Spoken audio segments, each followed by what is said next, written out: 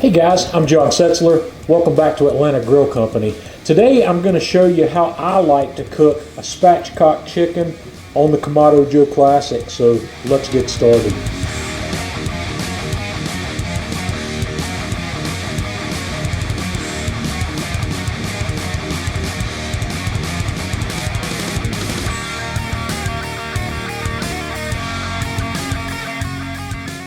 The first thing we're going to do to start our spatchcock chicken is identify where the backbone is. I've made a couple of little cuts here to show you where that starts. And what we have to do is cut that out. And you can use a knife or scissors. I'm going to use kitchen shears here and work my way down the backbone here. Just cut right down both sides all the way to the end.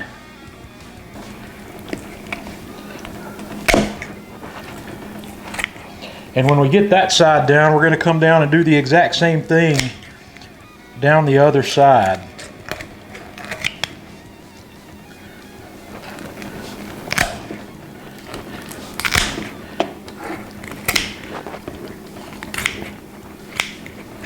And then that backbone will come right out. And I like to save these backbones because that is a beautiful piece for making stock. So I'm going to hang on to that.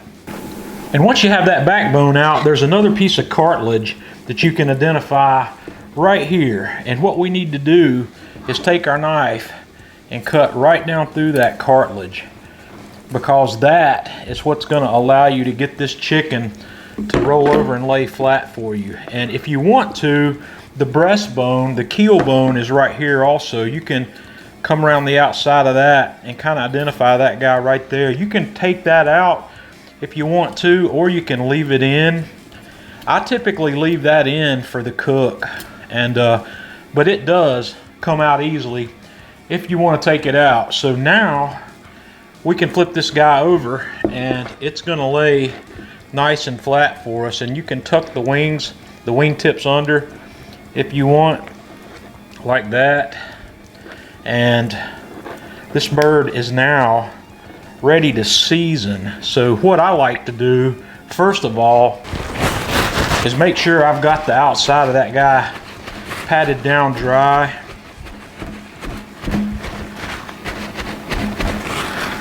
And then I do the same thing on the back side. We'll get that cutting board cleaned up too. We'll flip that over, and I'm just going to pat this guy dry. The first thing I'm going to do here is I'm going to drizzle on a little bit of olive oil onto the open side of this bird. And I'm going to take my hand and just spread that out evenly. And then we're going to season. And I'm going to use this month's Atlanta Grill Company Rub of the Month, which is this garlic and herb. And we're just going to shake on a nice liberal coat of that on the inside of this meat. And that olive oil is going to act as a binder for that. And then we'll just flip it right back over. And olive oil a little bit on this side as well. And then we'll hit this guy on that side with the garlic and herb as well. And what I'm going to do is I'm going to put this guy on a rack and let it ride in the refrigerator probably for an hour or so, and let those seasonings go to work. And during that time we'll also go get our Kamado Joe ready. Okay, I've put some charcoal in the fire basket of my Classic 3, and it's not quite all the way up to the top of the basket. It's probably about 2/3 of the way up.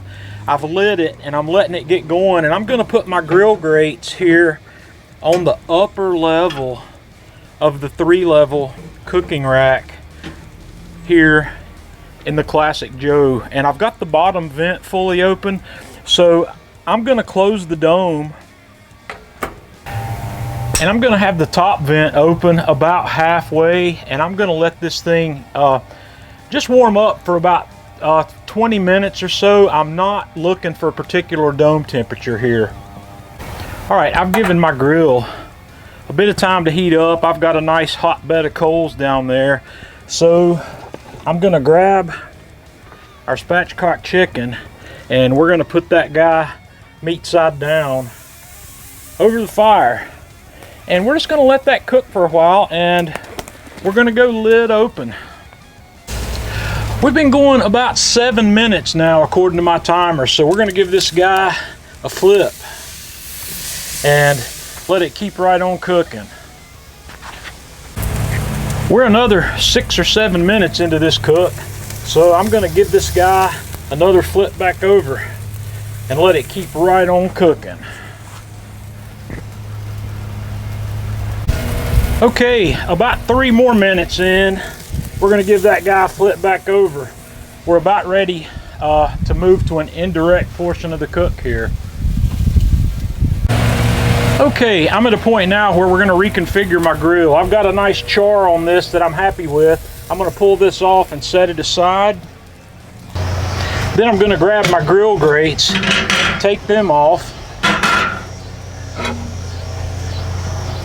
I'm gonna drop my heat deflectors down here in the low position.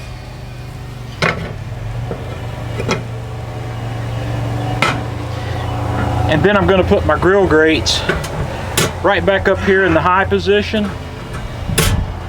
And then we're gonna set Mr. Chicken right back on the grill and close the lid and let this cook for a little longer. During this indirect portion of the cook, you're gonna wanna tweak your vents. And I would recommend not letting the dome temperature get out of about 400 degree range here. 350 to 400 is where you wanna be to finish this chicken off. We are about 50 minutes into this cook, maybe somewhere between 50 and 55. And this guy's ready. So I'm gonna take it off the grill and we're gonna let it rest for about 10 or 15 minutes before we break it open. Okay guys, I've let this rest for a little while and I'm gonna go ahead and break one of these leg quarters off. It just wants to fall off of there. I'll get it right up there in the hip.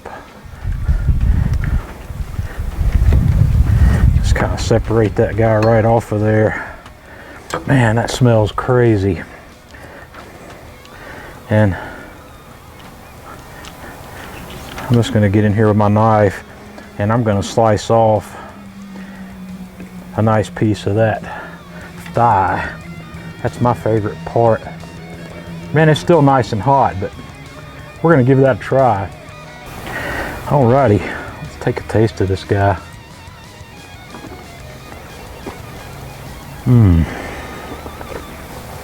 That's beautiful. The skin on this guy's crazy. This Atlanta Grill Company garlic and herb has brought some really powerful flavor to this. The garlic, the salt, the pepper, it's all here. It's got a beautiful flavor. But this technique is also how I like to cook a spatchcock chicken.